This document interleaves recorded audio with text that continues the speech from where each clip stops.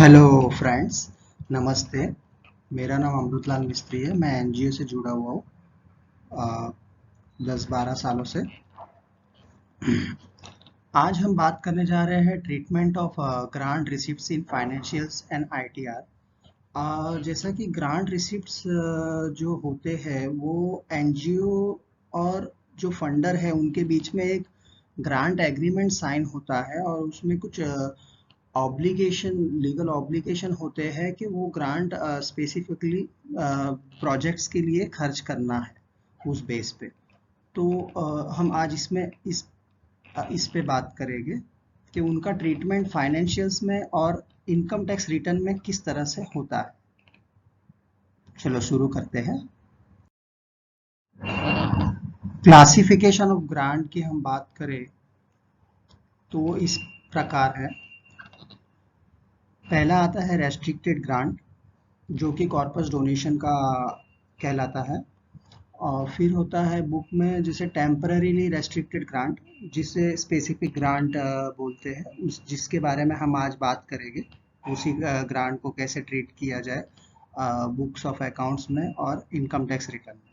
और तीसरा है अनरेस्ट्रिक्टेड ग्रांट, जो कि जनरल डोनेशन है, जनरल ग्रांट्स है, जिसका कोई ऐसे लीगल ऑब्लिगेशन नहीं है। फंडर जो हमें दे रहा है जनरली, वो ट्रस्ट अपने ऑब्जेक्ट्स के हिसाब से किसी भी तरह खर्च कर सकते हैं with in alignment of the objects of trust. तो स्पेसिफिक ग्रांट की हम बात करते हैं।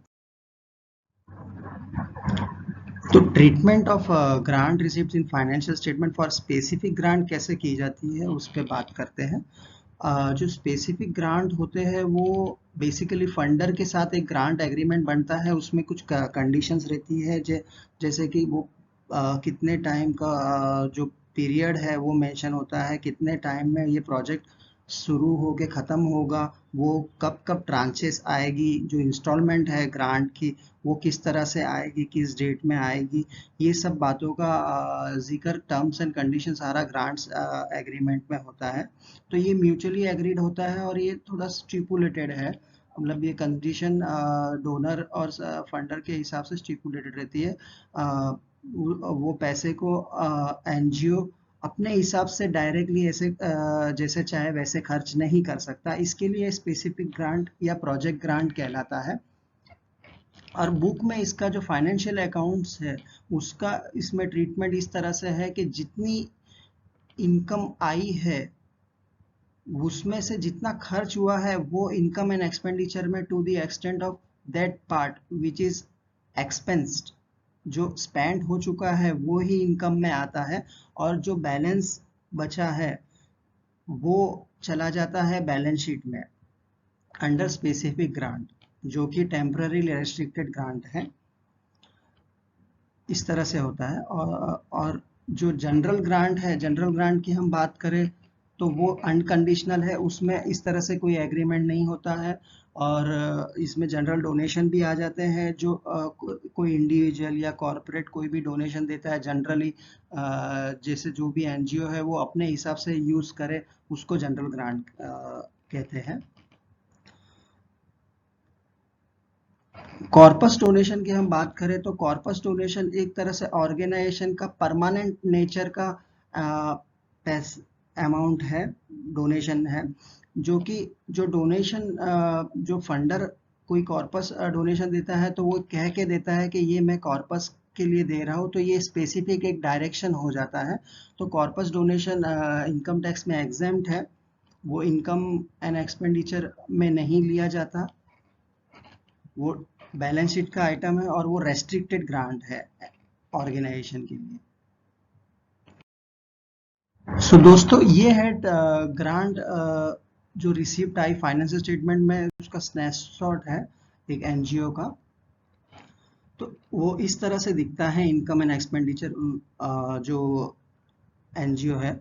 जैसे उसमें रेस्ट्रिक्टेड ग्रांट, जो प्रोजेक्ट बेस्ड रेस्ट्रिक्टेड ग्रांट है, ये टेम्पररी रेस्ट्रिक्टेड ग्रांट है, जो जिसमें ग्रांट एग्रीमेंट बनता है। वो आप देख सकते हो कि 68 करोड़ है। फिर अदर इनकम है, जैसे इंटरेस्ट है, डोनेशन है, वो इस तरह से दी गई है। तो टोटल इनकम 73 करोड़ हो गई है। और जैसे आप एक्सपेंडिचर देख सकते हो तो टोटल एक्सपेंडिचर 71 करोड़ है। तो इनका जो इनकम ओवर एक्सपेंडिचर है फाइनेंशियल ईयर 2021 में वो है 2 करोड़। इसका जो शेड्यूल है आप देखोगे, शेड्यूल वो इस तरह से है। जो प्रोजेक्ट बेस्ड रेस्ट्रिक्टेड ग्रांट है जो रिसीव्ड हुई है, टोटल जो ग्रांट रिसीव्ड आई है वो 69 करोड़ आई है बैंक में। उसमें से पिछले साल जो ग्रांट यूटिलाइज नहीं हुआ था, अनयूटिलाइज था, वो कैरी फॉरवर्ड होके 1 करोड़ है। और जो अनयूटिलाइज ग्रांट अभी कैरी फॉरवर्ड हो रही है वो 2 करोड़ है। ये जो फिगर है वो 68 करोड़ आ जाता है कैलकुलेशन में। और यही 68 करोड़ यहाँ पे प्रोजेक्ट बेस्ड रेस्ट्रिक्टेड ग्रांट में शो होता है। सो फ्रेंड्स, ये जो रिसिप्ट एंड पेमेंट यहाँ पे दिखाया गया है वो एक एनजीओ का है। यहाँ पे सारे फिगर्स इन करोड़ है।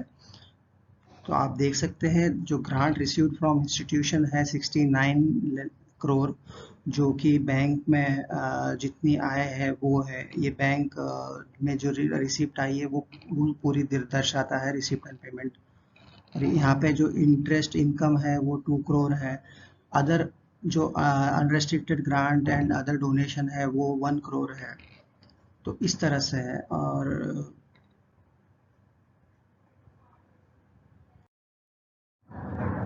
यहाँ पे ये हम जो दिखा रहे हैं जो एक एनजीओ का fund based receipt and utilisation है। फंडर वाइज सारी डिटेल है इसमें। जो किस फंडर से कितना अमाउंट आया और वो कितना यूटिलाइज हो गया है और कितना उसका बैलेंस है। तो हम टोटल इंडियन फंडर की बात करें तो टोटल 69 करोड़ रिसीव हुआ है ड्यूरिंग द ईयर। और उसमें से जो खर्च हो गए हैं वो है 68 करोड़। और जो क्लोजिंग बैलेंस है वो 2 करोड़ है। इसमें पिछला जो ओपनिंग बैलेंस है 1 करोड़ इंक्लूडेड है। और इस साल का 69 माइनस 68 1, तो 1 प्लस 1 2 करोड़, इस तरह से ये क्लोजिंग बैलेंस है। वैसे ही अनरेस्ट्रिक्टेड ग्रांट में जो भी during the year inward and outward जो हुआ है एक्सपेंस एंड इनकम वो नीचे है।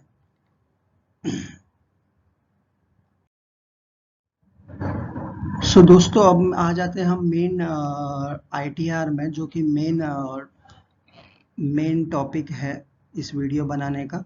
जो आईटीआर 7 होता है जिसमें जो 12 डबल ए सर्टिफिकेट जिनको मिल चुके हैं उनको ये आईटीआर 7 में अपनी इनकम शो करनी पड़ती है, एनजीओ हो, ट्रस्ट हो, एनपीओस को।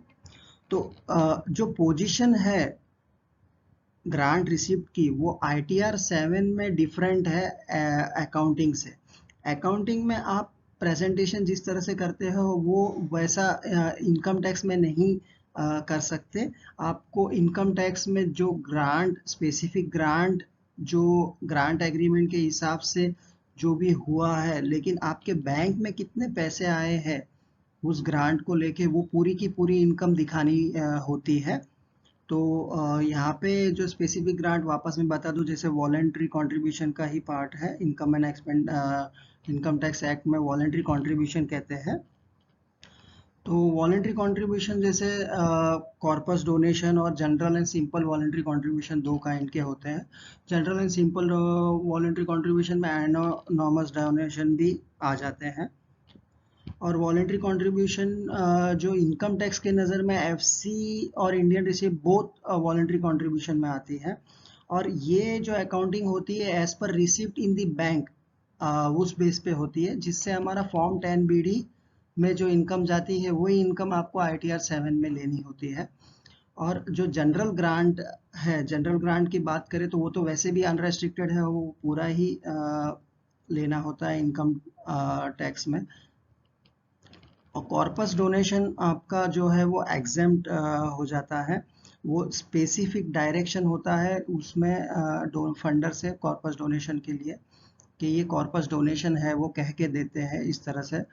तो इसके लिए वो एग्जेम्प्ट है और वो एक परमानेंट नेचर का होता है, उसको आप ऐसे खर्च नहीं कर सकते कॉर्पस। और that should also be identified with an fix deposit, और इस तरह से वो आइडेंटिफाइबल होना चाहिए आपका जो भी कॉर्पस डोनेशन है बैलेंस शीट में। और वो कॉर्पस डोनेशन अकाउंटिंग में पार्ट है बैलेंस शीट का। और इनकम फ्रॉम आईटीआर में जो दिखाना है वो आपको वहाँ पे एग्जेम्पशन मिल जाता है कॉर्पस डोनेशन का, दिखा के आपको वापस एग्जेम्पशन में दिखाना है वो, तो वो वापस एग्जेम्पशन में आ जाता है एक तरह से। अब हम बात कर रहे हैं जो कंप्यूटेशन है वो किस तरह से होता है। ये कंप्यूटेशन इस तरह से बनता है, ये इनकम टैक्स में जो ITR 7 प्रेजेंट हो रही है उस बेस पे ये कंपटीशन है। जैसे वॉलंटरी कंट्रीब्यूशन जो ड्यूरिंग द ईयर बैंक में जितना फंड आया है आपका, जो भी स्पेसिफिक ग्रांट है उसको लेके या जनरल डोनेशन है, वो सारा यहाँ पे आ जाता है। जैसे ग्रांट हमारे रिसिप्ट एंड पेमेंट में हमने देखा, जो रिसिप्ट एंड पेमेंट जो बनती है वो बैंक स्टेटमेंट बेसिस पे बनती है, उसमें 69 करोड़ था। और general donation and unrestricted grant 1 crore है। और income from property hand under trust जैसे इंटरेस्ट एंड अदर रिसिप्ट है वो 4 करोड़ है। तो टोटल 74 करोड़ की इनकम है। इसमें से जो एनजीओ और एनपीओ के लिए as per income tax act 15% आपको डिडक्शन मिलता है एनजीओ और ट्रस्ट को। आपका एक्सपेंस, आपका जो इनकम है उसका 85% खर्च करना कंपलसरी है। अगर वो खर्च नहीं होता है तो फॉर्म 9A भरना पड़ता है अगर आप नेक्स्ट ईयर खर्च करोगे तो, और फॉर्म 10 भरना पड़ता है अगर आप 5 इयर्स में उसको खर्च करोगे तो। इस तरह से इनकम टैक्स एक्ट में सारे जो लॉ है वो मेंशन है।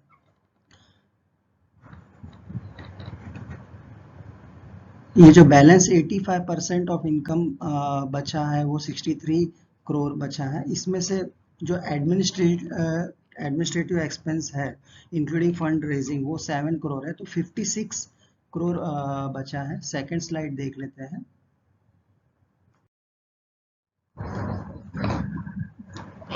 जो एप्लीकेशन ऑफ इनकम हुआ है ऑब्जेक्ट ऑफ ट्रस्ट, मतलब जितना हमारा प्रोग्राम एक्सपेंडिचर में जो खर्च हुआ है वो यहाँ पे 63 lakh plus 163 crore sorry plus 1 crore fixed assets acquired during the year है। तो टोटल ऑब्जेक्ट्स ऑफ ट्रस्ट में 64 करोड़ खर्च हुए हैं। इस तरह से है ये।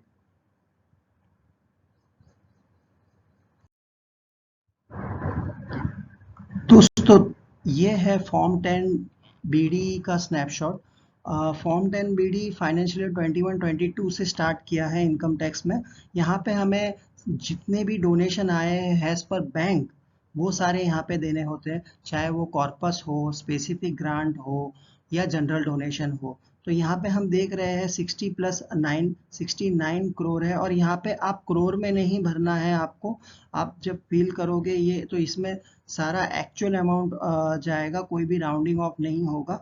ये व्यूअर्स के लिए, ये जो वीडियो के लिए हमने यहाँ पे करोड़ में दिखाया है to match with ITR and जो पहले जो स्क्रीनशॉट दिखाए गए हैं वो बेसिस पे यहाँ पे लिए हैं। तो आपको ये जो फिलअप करना है वो पूरे अमाउंट में ही करना है। तो फॉर्म 10 बीडी भी जो बैंक में जितनी रिसिप्ट आई है उस बेस पे होता है। और इसमें 3 टाइप के डोनेशन इनपुट करने रहते हैं, corpus donation, specific grant and आपका जो जनरल डोनेशन है वो। तो दोस्तों हमने शुरुआत में देखा इस वीडियो के कि जो ट्रीटमेंट है वो अकाउंटिंग बुक्स में कैसे होता है, इनकम एंड एक्सपेंडिचर में कैसे होता है। उसके बाद हमने देखा कि रिसिप्ट एंड पेमेंट्स में कैसे होता है। फिर ITR में वही जो इनकम ग्रांट की जो इनकम है वो किस तरह से ITR में प्रेजेंट होती है। और फिर फॉर्म 10 बीडी में हमने देखा कि फॉर्म 10 बीडी में कैसे होती है। तो आपने देखा कि position of income accounting books में और आईटीआर में दोनों में डिफरेंट है। आईटीआर में आपको एज पर बैंक रिसिप्ट जितना रिसिप्ट एंड पेमेंट में दिख रहा है वही अमाउंट लेना है और वही फॉर्म 10 बीडी में भी आएगा। लेकिन आप बुक्स किस तरह से मेंटेन करते हो वो डिफरेंट है।